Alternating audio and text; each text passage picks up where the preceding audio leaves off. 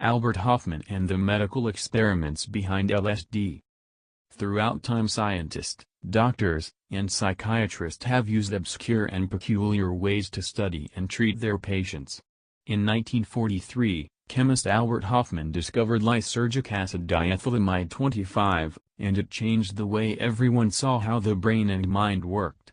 After the discovery of lysergic acid diethylamide, psychiatrists became fascinated by the chemical, and looked to use it as a means to find a cure for schizophrenia, PTSD, OCD, depression, autism, and other diseases that affect the brain in a similar fashion.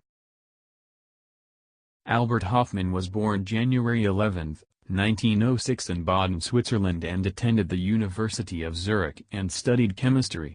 Hofmann was the first person to synthesize, ingest, and learn of the psychedelic effects of lysergic acid diethylamide, LSD, as well as the psychedelic mushroom compounds, psilocybin, and psilocin.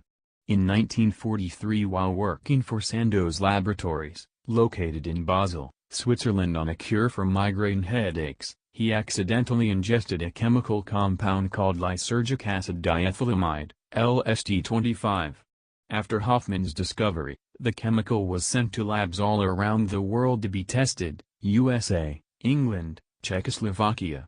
Prior to the discovery in 1943, Hofmann has been researching ergot, which is a fungus that formulates from diseased kernels of the rye plant. Ergot has been used in ancient China for medical reasons as well, the main suspect reason to St. Anthony's fire, in 12th century Europe. Ergot has been known to cause an assortment of issues to the human body. Ergot alkaloids can cause vasoconstriction in the vascular system and can cause restricted blood circulation, which leads to gangrene and in severe cases loss of limbs. It also has a neurological effect which can create hallucinations similar to a mirage or ingesting an extremely spicy pepper. It can also create attendant irrational behavior in the limbs and cause a human to have temporary Tourette syndrome. Hofmann's main job at Sandoz Laboratories was to find a to purify and synthesize the fungus for medicine.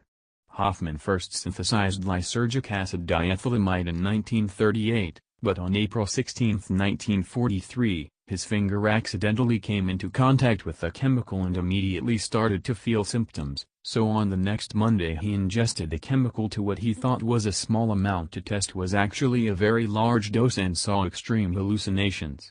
On the day he decided to ingest the experimentally chemical, he took 1 mg, which is 1000 micrograms. On average, LSD tab is around 150–250 micrograms, which is like taking 10 tablets of LSD.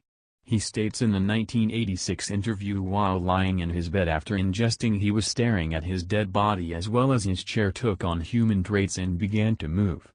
After waking the following Tuesday morning, Hofmann describes him to have been reborn and began to see his garden with more vibrant and variant colors.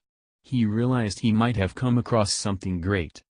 About 15 years later, Hofmann discovered another chemical called psilocybin, which was found in Mexican mushrooms and other similar plants used by the indigenous people.